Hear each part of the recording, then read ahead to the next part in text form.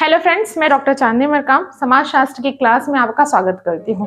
आज हम समाज शास्त्र के एक बहुत इंपॉर्टेंट चैप्टर हिंदू विवाह को पढ़ने जा रहे हैं। समाज शास्त्र के दृष्टिकोण से यदि देखें तो विवाह को एक संस्था माना गया है और हम आज हिंदू विवाह के बारे में पढ़ना जा रहे हैं। तो आपको जब एग्जाम में ऐसा क्वेश्चन आए कि हिंदू विवाह क्या है या विवाह से आप क्या समझते हैं, तो सबसे पहले आपको विवाह के अर्थ को लिखना होगा। तो विवाह के अर्थ में आप क्या लिखेंगे कि विवाह एक ऐसी संस्था है जो एक स्त्री और पुरुष को साथ में जीवन यापन करने का मौका देती है। सिर्फ इतना ही नहीं लिखना है, इसके साथ आपको कम से कम 3-4 कोटेशन भी लिखना होगा। जैसे आप कपाड़िया ने क्या कहा था ये लिख सकते हैं, वेस्टरमार्क ने क्या परिभाषा दी थी ये लिख सकते हैं, बोगार्डर्स, मजुमदार, इन्होंने विवाह को कैसे परिभाषित किया है, ये सब आपको लिखना होगा विवाह की परिभाषा में। उसके बाद हम देखते हैं कि विवाह के उद्देश्य क्या हैं। तो हिंदू विवाह में, हिंदू धर्म में विवाह के 3 प्रमुख उद्देश्य को ध्यान में रखते हुए उसकी परिभाषा दी गई है कि पहला विवाह का उद्देश्य है धर्म। धर्म अर्थात जब व्यक्ति अपने गृहस्थ आश्रम में प्रवेश करता है तो गृहस्थ आश्रम में ही वे सभी प्रकार के धार्मिक अनुष्ठानों को पूर्ण करता है, और किसी भी प्रकार के धार्मिक अनुष्ठान को पूर्ण करने के लिए कोई भी पुरुष अकेला उसको पूर्ण नहीं कर सकता या कोई भी महिला अकेले नहीं कर सकती। उसके लिए दोनों दंपत्ति का बैठकर किसी भी अनुष्ठान को करना आवश्यक है। जैसे हमने रामायण में पढ़ा है ना कि सीता माता को जब राम भगवान छोड़ दिए थे और उनको अश्वमेध यज्ञ करना था, तो बिना उनकी पत्नी के वो यज्ञ पूरा नहीं हो सकता था। तो उन्होंने क्या किया था, राम भगवान ने सीता माता की एक सोने की मूर्ति बनवाई और उसको अपने बाजू में बैठा के रखा। उसके बाद अश्वमेध यज्ञ को उन्होंने पूर्ण किया। तो इसी तरह से प्रत्येक व्यक्ति को किसी भी प्रकार का धार्मिक अनुष्ठान यदि करना है तो पति पत्नी दोनों का साथ में मिलकर उसको पूरा करना ही आवश्यक माना गया है। तो विवाह का एक प्रमुख उद्देश्य है धार्मिक अनुष्ठान को पूर्ण करना। दूसरा उद्देश्य है रति। रति मतलब एक पुरुष और एक महिला यदि विवाह के गठबंधन में बंध जाते हैं उसके बाद ही उनको समाज जो है यौन संबंध स्थापित करने का अवसर प्रदान करती है। उससे पहले किसी भी प्रकार के इस तरह के रिश्ते को समाज अमान्य करता है। तीसरा विवाह का उद्देश्य है प्रजा। प्रजा अर्थात संतान उत्पन्न करना।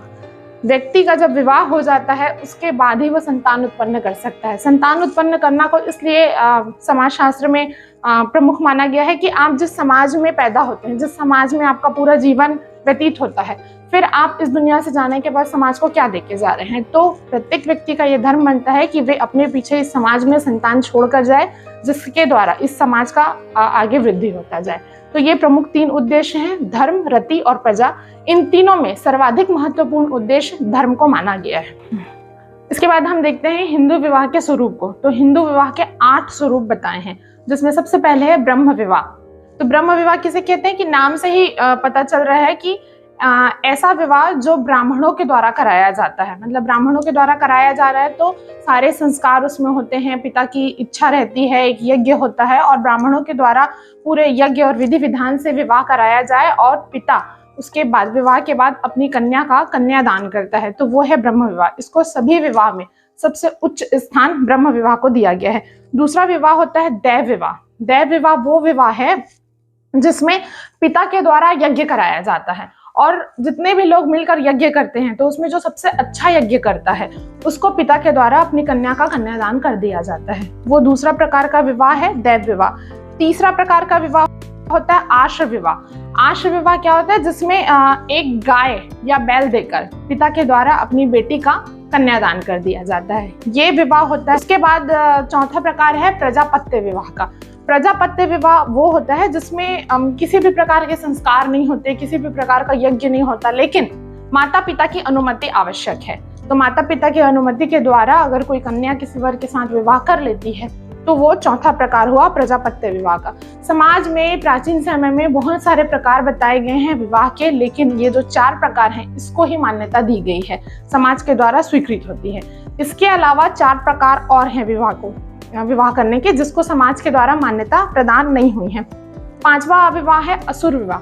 असुर विवाह वो है मतलब आप असुर विवाह को एक आर्थिक अनुबंध के रूप में भी देख सकते हैं कि जो पिता होते हैं वो वर के द्वारा मूल्य ले लेते हैं, मतलब वधु मूल्य ले लेते हैं, पैसे ले लेते हैं और उसके बाद अपनी बेटी का दान कर देते हैं, वो कहलाता है असुर विवाह। उसके बाद है गंधर्व विवाह। गंधर्व विवाह को आप लव मैरिज के कॉन्टेक्स्ट में भी समझ सकते हैं कि इसमें किसी भी प्रकार का यज्ञ नहीं होगा, किसी भी प्रकार के कोई संस्कार नहीं होंगे, कन्यादान का भी कोई रोल नहीं होगा। मतलब लड़के को लड़की पसंद आई, लड़की को लड़का पसंद आया और वो दोनों ने अपनी मर्जी से विवाह कर लिया। मतलब गंधर्व विवाह में अगर कुछ प्रमुख है तो केवल प्रेम, इससे ज्यादा कुछ भी नहीं। तो इसको आप लव मैरिज के रूप में समझ सकते हैं गंधर्व विवाह को। इसके बाद आता है राक्षस विवाह। राक्षस विवाह मतलब आप इसको हरण विवाह समझ सकते हैं कि किसी लड़के के द्वारा किसी लड़की का जबरदस्ती उसको किडनैप कर लिया जाता है या जबरदस्ती उसको उठाकर ले गया और उसके बाद लड़की की मर्जी के बिना उससे शादी कर लेना, ये कहलाता है राक्षस विवाह में। इसको हरण विवाह भी कहते हैं। और आखिरी 8वां प्रकार है पैशाच विवाह। पैशाच विवाह को विवाह के 8 स्वरूपों में सबसे निकृष्ट स्थान पे रखा गया है और सबसे उच्च स्थान पे ब्रह्म विवाह को रखा गया। पैशाच विवाह को सबसे निकृष्ट स्थान में इसलिए रखा गया है कि यदि कोई लड़की सोई हुई है या कोई लड़की नशे में है या वो अपने होश में नहीं है, तो उस लड़की के साथ किसी भी प्रकार का कुकृत्य करके उसके बाद उससे शादी करना, ये कहलाता है पैशाच विवाह। तो ये हैं हिंदू समाज में, हिंदू सभ्यता में विवाह के 8 स्वरूप, जिनमें के प्रारंभिक 4 स्वरूप को सामाजिक मान्यता दी गई है और बाद के 4 स्वरूप को सामाजिक मान्यता नहीं दी गई है। तो एक सवाल यहाँ पे यह आता है कि सामाजिक मान्यता नहीं प्रदान की गई, फिर भी विवाह क्यों? तो विवाह इसलिए कि यदि किसी लड़की का किडनैप हो गया, यदि किसी लड़की के साथ किसी लड़के ने कुछ कुकृत्य कर दिया, यदि कोई लड़की भाग के शादी कर लेती है, उसके बाद उसके जीवन का क्या होगा? तो समाज में कम से कम उस लड़की को रहने लायक एक पत्नी का दर्जा प्राप्त हो सके, कम से कम आगे वो अपना जीवन यापन कर सके, इसलिए विवाह का नियम बनाया गया है कि यदि किसी लड़की के साथ कुछ घटना घट जाता है, उसके बाद उसका विवाह हो जाता है, तो कम से कम वो अपनी आगे की जिंदगी जी सकती है, समाज में उसको एक सामाजिक स्थान प्राप्त हो सकता है। तो ये हैं हिंदू विवाह के 8 स्वरूप। चलिए इसके बाद हम देखते हैं कि विवाह से संबंधित हमारे समाज में आपको जीवन साथी चुनने का कौन कौन सा क्षेत्र है, उसके बारे में चर्चा करते हैं। तो कुछ समाज शास्त्र के टर्मिनोलॉजी हैं, कुछ शब्द हैं, उनको याद रखिएगा, उसके आधार पर उसका मतलब क्या होता है आपको समझ में आएगा।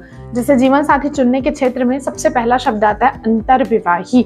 अंतर्विवाही का मतलब है कि आपको अपनी ही जाति में, अपने ही वर्ग में ही विवाह करने की अनुमति थी, आप अपनी जाति से बाहर विवाह नहीं कर सकते हैं, वो कहलाता है अंतर्विवाही। दूसरा शब्द है बहिर्विवाही। बहिर्विवाही मतलब आप अपने गोत्र में और अपने संपिंड में ही विवाह कर सकते हैं, दूसरे गोत्र में विवाह करने की अनुमति नहीं थी। तो इसको जो बहिर्विवाह है उसको भी 2 भागों में बांटा गया है। पहला है गोत्र बहिर्विवाह और दूसरा है संपिंड बहिर्विवाह। गोत्र बहिर्विवाह का मतलब है कि एक समय के बाद एक व्यक्ति को अपने गोत्र में शादी करने की अनुमति नहीं थी, मतलब वो अपनी जाति में तो शादी करेगा लेकिन अपने ही गोत्र में शादी नहीं करेगा। जैसे मैं जनजातियों की बात करती हूँ, तो जनजातियों की अपनी एक जाति है और उनका गोत्र है, जैसे नेताम, कुंजाम, मरकाम, छदैया, ये सब उनके गोत्र हैं। तो यदि कोई नेताम है, जनजाति तो है, गोंड जनजाति का है, ठीक है, तो गोंड जो है वो उसकी जाति है और जो मरकाम, नेताम, कुंजाम लिख रहा है वो उसका गोत्र है। तो मरकाम जो है वो मरकाम से विवाह नहीं कर सकता, नेताम जो है वो नेताम से विवाह नहीं कर सकता। क्यों? क्योंकि वो है तो गोंड जाति का, लेकिन मरकाम एक ही गोत्र है, कुंजाम एक ही गोत्र है, तो वो आपस में भाई बहन कहलाए जाते हैं। तो आपको अपनी ही जाति में, मतलब गोंड जाति में, अपने गोत्र के बाहर अपने जीवन साथी का चुनाव करना होगा। यह है गोत्र बहिर्विवाह। दूसरा है संपिंड बहिर्विवाह। तो गौतम ऋषि ने बताया है कि अपने जीवन साथी का चुनाव करने के लिए आपको अपने पिता पक्ष से 7 पीढ़ी और माता पक्ष से 5 पीढ़ी को छोड़कर ही अपने जीवन साथी का चुनाव करना चाहिए। ये है बहिर्विवाह के 2 प्रकार, गोत्र बहिर्विवाह और संपिंड बहिर्विवाह। इसके बाद विवाह में आता है उदीयमान प्रवृत्ति शब्द। उदीयमान प्रवृत्ति शब्द का मतलब होता है कि सगाई के बाद और शादी से पहले वाला जो समय है, उस समय को उदीयमान प्रवृत्ति कहा जाता है। आपके नेट के एग्जाम या पीएससी के एग्जाम में ऐसा क्वेश्चन आ सकता है कि उदीयमान प्रवृत्ति से आप क्या समझते हैं। आपको 4 ऑप्शन दे देगा कि सगाई से पहले वाला समय है, कि सगाई के बाद वाला समय है, कि विवाह के बाद वाला समय है, ऐसे। तो अगर आपको उसका एक्चुअल डेफिनेशन मालूम नहीं होगा तो आप कैसे सॉल्व कर पाएंगे। तो उदीयमान प्रवृत्ति मतलब सगाई के बाद और विवाह से पहले वाला समय। इसके बाद आता है देवर विवाह। देवर विवाह को लेवीरेट विवाह भी कहते हैं। देवर विवाह क्या है कि एक भाभी का उसके देवर के साथ विवाह होना। तो कौन सी परिस्थिति में होगा कि ऐसा हो सकता है कि मतलब उसके बड़े भाई की मृत्यु हो गई, अब भाभी विधवा अकेली है, ठीक है, तो वैसी स्थिति में देवर को क्या करना रहता था कि अपनी पत्नी के साथ अपनी भाभी को, मतलब अपने बड़े भाई की पत्नी के साथ भी विवाह करना होता है, तो वो कहलाता है देवर विवाह। कई बार क्या होता है कि शादी हुई रहती है, बड़े भाई की मान लो शादी हुई है और उसका कोई संतान नहीं हुआ है, या ऐसा हो सकता है कि जो भाभी है वो गर्भ धारण की हुई है और उसके पति की मृत्यु हो जाती है, तो जो संतान उत्पन्न होगा वो उसके देवर के नाम से नहीं कहलाएगा, जो उनका पति था, ठीक है, बायोलॉजिकली जो उनके फादर थे उन्हीं के नाम से वो संतान जाना जाएगा। इवांस प्रिचार्ड जो हैं उन्होंने देवर विवाह को प्रेत विवाह के नाम से भी संबोधित किया है, तो ये आप याद रखिएगा। इसके बाद आता है साली विवाह। साली विवाह को इंग्लिश में सोरोरेट विवाह भी कहा जाता है। साली विवाह क्या होता है, जनजातियों में पाया जाता है या हिंदुओं में भी पाया जाता था कि कई बार वधू मूल्य बहुत अधिक होता था, ठीक है, या पिता क्या करते थे, अपनी बड़ी बेटी की शादी कर रहे हैं तो साथ में अपनी छोटी बेटी को भी दे दिया करते थे, ऐसा भी हुआ था। या फिर कई बार ऐसा होता है कि बड़ी बेटी की शादी हुई, किसी वजह से मान लो उसकी मृत्यु हो गई, तो जो उनके जीजा हैं वो अपनी साली से भी विवाह कर लेते हैं, तो ये कहलाता है साली विवाह। विवाह से संबंधित एक शब्द और आता है द्विजीव वृत्ति विवाह। द्विजीव वृत्ति विवाह किसको कहते हैं कि जब विवाह हो और पति पत्नी दोनों नौकरी पेशा हो, दोनों काम करने जाते हैं, जैसे आजकल होता है हस्बैंड वाइफ दोनों नौकरी जॉब वाले होते हैं, तो वैसे कपल्स को द्विजीव वृत्ति के नाम से जाना जाता है। अब एक विवाह आता है अधिमान्य विवाह। अधिमान्य विवाह वो है कि जिसमें जीवन साथी का चुनाव आप अपने जान पहचान में करते हैं। जान पहचान में मतलब आपकी भाभी का भाई हो गया, ठीक है, साली हो गई, या सलिंग सहोदरज विवाह हो, रिश्तेदार हो गए, जो आपके बहुत नजदीक के रहते हैं, जिनको आप जानते रहते हैं, उनमें से यदि आप अपने जीवन साथी का चुनाव करते हैं तो वो कहलाता है अधिमान्य विवाह। ऐसे रिश्ते जहां आप अगर विवाह का प्रस्ताव भेजते हैं तो वो समाज द्वारा स्वीकृत होता है, वो कहलाता है अधिमान्य विवाह। इसके बाद एक विवाह आता है अनुलोम विवाह। अनुलोम विवाह वो होता है जिसमें जो लड़का होता है वो उच्च वर्ग का होता है और लड़की होती है वो निम्न वर्ग की होती है। जाति एक ही होता है, बस वर्ग मतलब लिविंग ऑफ स्टैंडर्ड लड़के का बहुत हाई होता है और लड़की का बहुत नीचे होता है, वर्ग में डिफरेंस होता है, तो वो कहलाता है अनुलोम विवाह। इसके जस्ट अपोजिट होता है प्रतिलोम विवाह। तो प्रतिलोम विवाह क्या होगा, जिसमें जो लड़की होगी वो उच्च वर्ग की होगी और जो लड़का होगा वो निम्न वर्ग का होगा, ये कहलाएगा प्रतिलोम विवाह। ये बहुत इंपॉर्टेंट है, अनुलोम विवाह और प्रतिलोम विवाह। इसके बाद एक लास्ट आता है सहोदरज विवाह। तो सहोदरज विवाह थोड़ा बड़ा है, मतलब सहोदरज विवाह उसको कहते हैं कि विवाह आप अपने मामा के घर में या फूफा के घर में, मौसी के घर में, चाचा के घर में, ऐसे घरों में जब विवाह होता है तो वो कहलाता है सहोदरज विवाह। तो सहोदरज विवाह को भी दो भागों में अलग अलग बांटकर हम समझ सकते हैं।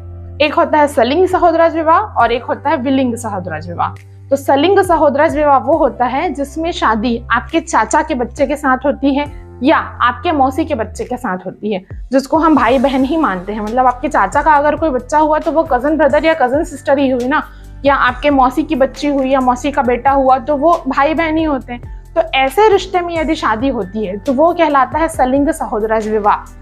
इस तरह का विवाह हिंदुस्तान में बहुत कम ही, मतलब नहीं की मात्रा में पाया जाता है। यह अरब देशों में या मुस्लिमों में ज्यादा पाया जाता है। दूसरा प्रकार है विलिंग सहोदरज विवाह। विलिंग सहोदरज विवाह को भी आप अलग अलग दो भागों में बांटकर समझेंगे तो ज्यादा आसानी होगा। विलिंग सहोदरज विवाह मतलब मामा के बच्चे से या बुआ के बच्चे से शादी। मातृपक्षी विलिंग सहोदरज विवाह और पितृपक्षी सहोदरज विवाह। मातृपक्षी विलिंग सहोदरज विवाह क्या है, जिसमें बहन का लड़का और भाई की लड़की के साथ शादी हो जाए। बहन का लड़का मतलब जो बुआ है उसका बेटा और मामा की बेटी, ये दोनों का यदि आपस में विवाह हो जाता है तो वो मातृपक्षी विलिंग सहोदरज विवाह कहलाएगा। अब पितृपक्षी विलिंग सहोदरज विवाह क्या है, मामा का बेटा और बुआ की बेटी, इन दोनों का आपस में विवाह हो जाता है तो वो विलिंग सहोदरज विवाह कहलाएगा। तो इस तरह से सहोदरज विवाह है जहां पर विवाह संभव होता है नजदीक के रिश्तेदारों में। इसके बाद अब आइए हम देखते हैं कि हिंदुओं में विवाह संबंधी जो अधिनियम और कानून बनाए गए थे, विवाह में होने वाले नुकसान से बचने के लिए या विवाह को बचाए रखने के लिए जितने भी कानूनी नियम बनाए गए हैं उसके बारे में पढ़ते हैं। सबसे पहले आया था विधवा पुनर्विवाह अधिनियम 1856। उसमें क्या था, उससे पहले जितनी भी विधवाएं थी उनका पुनर्विवाह संभव नहीं था कानूनी रूप से। विधवा पुनर्विवाह अधिनियम 1856 में आने के बाद जो भी लड़कियां विधवा होती थी उनका पुनर्विवाह करना संभव था, जिसको समाज के द्वारा भी स्वीकृति थी। दूसरा आता है बाल विवाह अधिनियम 1929। ये बाद में 1978 में शारदा कानून के नाम से जाना गया। जो 1929 है बाल विवाह अधिनियम, उसमें शादी के लिए जो लड़की की आयु थी वो 14 वर्ष रखी गई थी और लड़के की आयु 15 वर्ष रखी गई। इसमें संशोधन किया गया और 1978 में ये शारदा कानून के नाम से है, जिसमें लड़की की आयु विवाह के लिए 18 वर्ष और लड़के की आयु 21 वर्ष निश्चित की गई। इसके बाद आता है हिंदू विवाह वैधता कानून 1949। इसमें सभी प्रकार के विवाह को मान्यता दी गई, केवल हिंदू मुस्लिम विवाह को मान्यता नहीं दी गई थी। उसके अलावा सभी प्रकार के जो विवाह है, मतलब आप दूसरी जाति से भी विवाह करते हैं तो उसको भी मान्यता दी गई थी। फिर आता है विशेष विवाह अधिनियम 1954। इसमें क्या करता था कि आप इसको कोर्ट मैरिज के संदर्भ में ले सकते हैं कि आपको विवाह करने के लिए आपको एक वकील की आवश्यकता होगी। 3 महीने पहले आपको कोर्ट में अप्लाई करना होगा, वहां से अनुमति मिल जाएगी, पूरा वेरिफिकेशन हो जाएगा, लड़के के पक्ष से 2 विटनेस, लड़की के पक्ष से 2 विटनेस मिल जाएंगे। उसके बाद कानूनी रूप से आपको पति पत्नी का दर्जा प्राप्त हो जाएगा। ये था 1954। इसके बाद आया हिंदू विवाह कानून 1955। इसमें जो गोत्र है या संपिड है उसमें जो विवाह होते हैं उसको निषेध किया गया। दूसरा विवाह को भी निषेध किया गया कि एक पति और एक पत्नी का ही कानून आया इसमें हिंदू विवाह 1955 नियम में। विवाह से संबंधित एक और अधिनियम है दहेज निषेध 1961, जिसमें विवाह के संबंध के समय में यदि किसी भी पक्ष के द्वारा दहेज का डिमांड किया जाता है तो कानून वहां हस्तक्षेप करेगा और किसी भी प्रकार के दहेज को रोकने का कार्य करेगा। लेकिन आज भी हम जहां भी विवाह देखते हैं सब जगह दहेज हो रहा है। अब वो गिफ्ट का रूप ले ले, उपहार का रूप ले ले, या हम अपनी बेटी को या बेटे को जीवन यापन के लिए दे रहे हैं ऐसा बोलकर दे दे।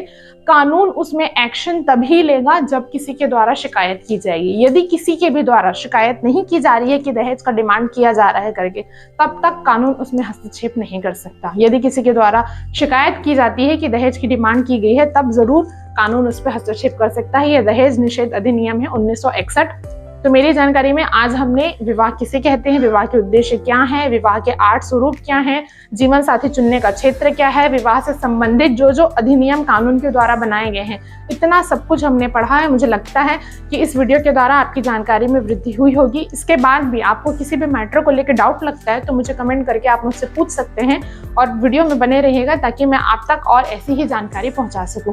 कि जितनी भी जानकारी हम लोगों ने पढ़ी है ये शॉर्ट नोट है, ये आपके पीएससी एग्जाम में और व्यापम के एग्जाम में या नेट के एग्जाम में या फाइनल ईयर के जो एग्जाम्स दे रहे हैं उस पर आपको बहुत फायदा होगा। तो इस वीडियो को देखिए और यदि कोई डाउट होता है तो मुझसे आप कमेंट करके पूछ सकते हैं। Thank you.